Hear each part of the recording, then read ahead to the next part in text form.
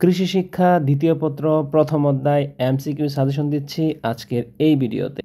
এখানে তোমাকে আমি এই অধ্যায় থেকে 100টি এমসিকিউ দিব। প্রতিটি এমসিকিউ তুমি সুন্দর করে বারবার পড়ে একদম রানিং করে ফেলবে। তো আমি তোমাকে কিছু অবজেক্টিভ এখান থেকে পড়িয়ে দিচ্ছি, বাকি অবজেক্টিভগুলো আমরা আমাদের পেজে পিডিএফ আকারে দিয়ে দিব, তুমি ওখান থেকে দেখে নিতে পারবে। তাহলে চলো শুরু করি। নাম্বার 1, মাছের শ্বসন অঙ্গ কোনটি? অর্থাৎ কি দিয়া সে শ্বাস গ্রহণ করে? সেটা হলো ফুলকা। পৃথিবীতে প্রাপ্ত বিভিন্ন প্রজাতির মাছের মোট কত ভাগ স্বাদু পানির মাছ? সেটা হলো 40 ভাগ। বাংলাদেশে মৎস্য সম্পদের উৎস কয়টি?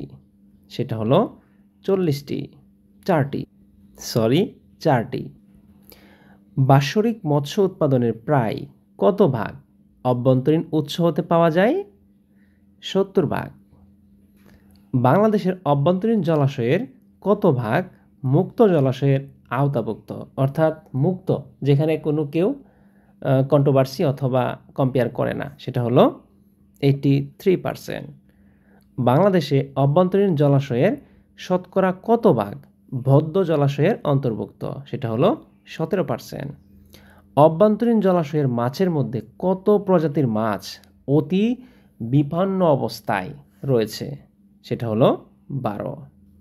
বাংলাদেশের মুক্ত জলাশয়ের আয়তন প্রায় কত লক্ষ হেক্টর? সেটা হলো 40 লক্ষ হেক্টর।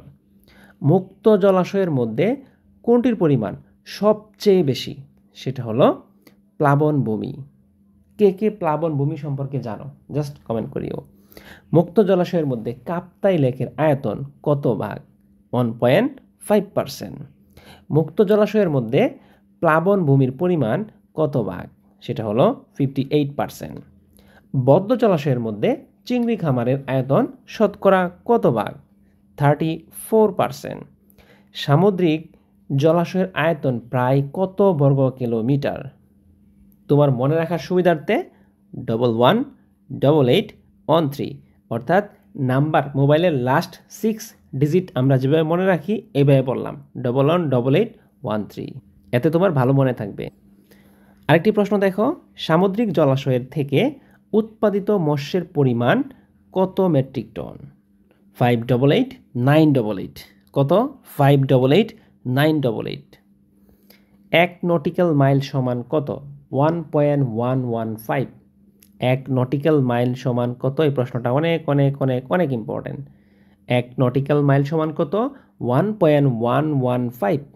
1.115। সমুদ্রে বাংলাদেশের একান্ত অর্থনৈতিক এলাকা কত নটিক্যাল মাইল? অর্থাৎ সমুদ্র বন্দরে বাংলাদেশে কত নটিক্যাল মাইল? তাহলে এটা হলো 200 নটিক্যাল মাইল। দেখো, 1 নটিক্যাল মাইল সমান হলো 1.115। তাহলে সমুদ্র বন্দরের সাথে বাংলাদেশের কত নটিক্যাল মাইল? 200। তাহলে যদি আমি 200-র সাথে ইন্টু করি 1 × 115, তাহলে কি পরিমাণ দাঁড়ায়? ওকে। বাংলাদেশে মৌসুমী জলাশয়ের পরিমাণ কত শতাংশ? মৌসুমী জলবায়ু, বুঝছো? 17। স্থান ও আবাস ভেদে মাছ চাষ পদ্ধতি কত প্রকার? 2 প্রকার। নিবিড়তা ভেদে মাছ চাষ পদ্ধতি কত প্রকার? 3 প্রকার। নাম্বার 20, দেশের প্রায় কতটি নদীর অববাহিকা 70 ভাগ? সেটা হলো 50। মাছের খাদ্য উপাদান হিসাবে কি ব্যবহার করা হয়? সেটা হলো আমিষ এবং ভিটামিন, শর্করা, কাটা। মালাস্কা শ্রেণীর অন্তর্ভুক্ত কোনগুলো? মালাস্কা শ্রেণীর, সেটা হলো 1 ও 2, অর্থাৎ ঝিনুক ও শামুক। মৎস্য সম্পদের উৎপাদন বৃদ্ধির জন্য কি প্রয়োজন? সেটা হলো সবগুলো: পরিচর্যা, নিয়ন্ত্রিত আহার এবং অভয়াশ্রম সৃষ্টি। অভ্যন্তরীণ বদ্ধ জলাশয় কোনগুলো অন্তর্ভুক্ত? অর্থাৎ যেগুলা বদ্ধ জলাশয়, অর্থাৎ পুকুর, দিঘি, খাল, বিল এবং উপকূলীয় চিংড়ি। এটা কি হবে? 1 ও 2, অর্থাৎ পুকুর, বিল আর হলো খাল, বিল। এই যে 2টা, পুকুর, দিঘি এবং খাল এবং বিল। আচ্ছা, তারপরে আছে দেশি প্রজাতির মাছ কোনগুলো? সেগুলো হলো মৃগেল এবং তেলাপিয়া। শীতের প্রারম্ভে পুকুরে ঢলুচুন ও লবণ দিয়ে কোন রোগে রক্ষা পাওয়া যায়? ক্ষত রোগ, অর্থাৎ মাছের গায়ে অনেক সময় খসখস হয়ে যায়, মানে একটা রোগ হয়। নাইলোটিকা চাষের সঙ্গে শতকরা কত ভাগ মৎস্য চাষি জড়িত? 60%। বাংলাদেশের কতটি হ্যাচারিতে নাইলোটিকার পোনা পাওয়া যায়? 1029টি। বাংলাদেশের বদ্ধ জলাশয়ে অন্তর্ভুক্ত কোনগুলো? অর্থাৎ 2 ও 3, চিংড়ি, ঘের এবং পুকুর। একটা উদ্দীপক দেওয়া আছে, আমাদের দেশে এক প্রকার জলাশয় রয়েছে যা অন্য জলাশয়ের সাথে যুক্ত নয়। দেশের মোট মৎস্য উৎপাদনের প্রায় 39% আসে এ প্রকার জলাশয় হতে। উদ্দীপকে কোন জলাশয়ের কথা বলা হয়েছে? অভ্যন্তরীণ জলাশয়ের কথা বলা হয়েছে। এই প্রকার জলাশয়ের অন্তর্ভুক্ত কোনগুলো? অর্থাৎ 1 ও 2, উপকূলীয় চিংড়ি এবং পুকুর ও দিঘি।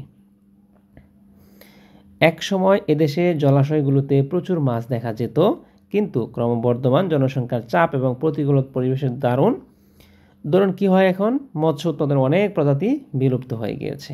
ওকে, আচ্ছা, এইটা হলো উদ্দীপক। তো এই উদ্দীপককে ধরে আমরা যদি ওই পাশে যাই, উল্লিখিত সম্পদে কোন প্রজাতির কথা বলা হয়েছে? অর্থাৎ বিল এবং ডোবা পুকুর, এগুলা চাষাবাদের কারণে। এই সমস্যা নিরসনে কি প্রয়োজন? আধুনিক প্রযুক্তি এবং কৌশলের প্রয়োজন এবং নিবিড় চাষ প্রয়োজন। কোনটি থাই সরপুঁটি নামে পরিচিত? রাজপুঁটি। কত মাস বয়সে রাজপুঁটি মাছ বিক্রয়যোগ্য হয়? অর্থাৎ 6 মাস। রাজপুঁটি মাছের ওজন 6 মাসে কত গ্রাম হয়? 100 থেকে 150 গ্রাম। কোন মাটির পুকুর রাজপুঁটি চাষের উপযোগী? দোআঁশ এবং পলি দোআঁশ। রাজপুঁটি চাষের পুকুরের 100 গ্রাম মাটিতে কত মিলিগ্রাম নাইট্রোজেন থাকা দরকার? 8 থেকে 10 ভাগ। পানির কোন বর্ণ পুকুরে রাজপুঁটি চাষের অধিক উৎপাদনশীলতা নির্দেশ করে? হালকা সবুজ। রাজপুঁটি চাষের পুকুরের আয়তন কত শতক হওয়া উত্তম? সেটা হলো 25 থেকে 100। তো আমি মোটামুটি 40টি প্রশ্ন পড়েছি, বাকি 41, 42, তারপরে 43, 45 যতগুলো আছে এখানে, এই সবগুলো আমরা কি করব? আমরা তোমাদেরকে আমাদের যে পেজ আছে টিচ মিজান বিডি পেজ, ওখানে ইনশাল্লাহ দিয়ে দিব।